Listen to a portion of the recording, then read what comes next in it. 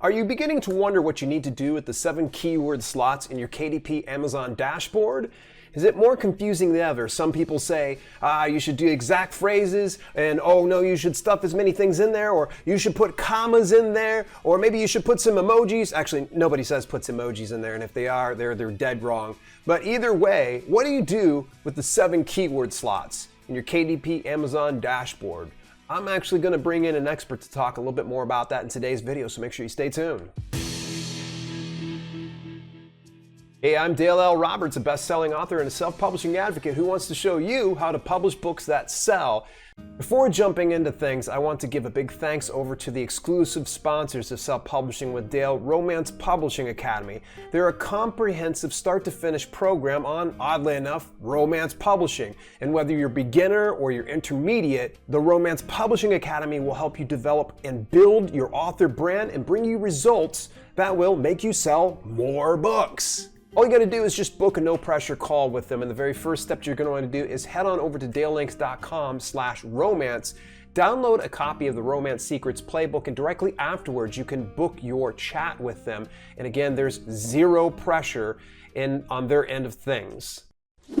Today, I'm super stoked to actually bring in Jacob Rothenberg. He's actually one of the co-founders of Romance Publishing Academy, and one of the people that I've actually just been quietly watching for the past year to 2 years. And I've seen this guy, go from being a novice in this business to, really maturing and coming into this game and taking it super seriously. So I'm very impressed with what this guy has done over the past few months. And I said, you know what? Rather than me bloviate about these 7 keyword slots as per usual, because I've actually had another video where I talked about how to make your book more discoverable on Amazon with keywords. And actually, I'll put the link in the description down below for that, or even set the card up here, and you can go ahead and take a look at that. But I wanted to talk to Jacob specifically about how to use those 7 keywords. So it's important to note that you get the 7 keyword slots and you're allowed up to 50 characters per slot, but exactly what do you do with them? Jacob's gonna go ahead and shed some light on it, so let's go ahead and take it away. Let me tell you, in using those 7 keyword fields, there's been different methodologies that have been passed on.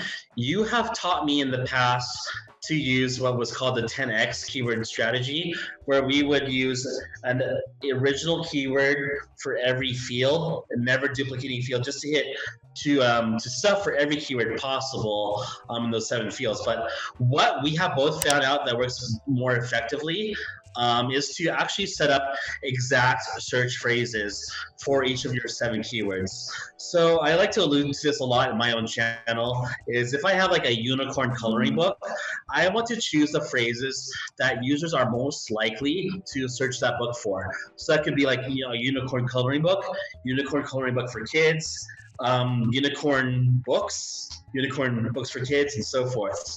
So you just want to make sure you hit up actual search phrases that customers will look up upon. And if you ever want to figure out, okay, what's an exact search phrase that someone's actually going to use, all you have to do is go in the search bar on Amazon, start typing out a keyword phrase, and Amazon will automatically populate often trafficked keywords that people are searching based on volume. So that's a good way to find your 7 keywords. What is going to determine if one keyword's better than the other? So let's say I saw unicorn coloring book for kids, and then I saw unicorn book.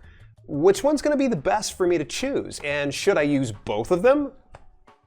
I would, starting out, use both of them. Now, obviously, this is for a keyword that you are going to publish with these 7 keywords. So you want to monitor sales performance, and hopefully you're running ads. Ads, in my opinion, are integral for especially nonfiction books. So have your Amazon ads running.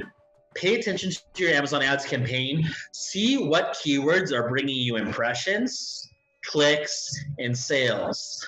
And I would say you want to optimize for keywords that are bringing you in the most sales. And if you see that there's like a phrase that is either performing lukewarm or just not converting at all, cut it out and then find a new search phrase to use in your 7 keyword fields. What's the best measuring stick of it performing well and not performing well?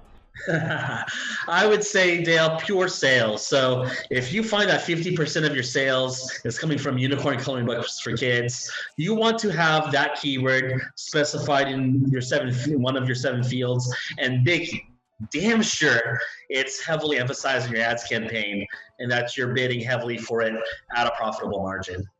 So would you say then Amazon advertising is one of the easiest ways to find the best performing keyword for your 7 keyword slots?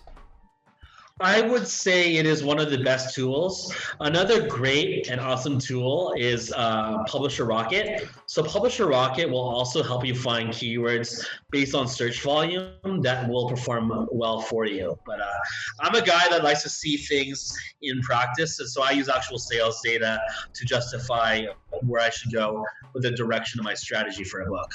I love it. Dave Chesson's not paying you to say this at all either. So. Dave Chesson doesn't pay me, man. So just giving an honest shout out about his product. Okay, so I've heard some people, and of course we're going to double back to the 10x theory that you're talking about, where it was just pretty much cram as much keywords as you could into one slot. What are some other practices like 10x that you've heard and you want to dispel that myth? That's a good question. For instance, I've heard some people that say adding in a comma is a good idea.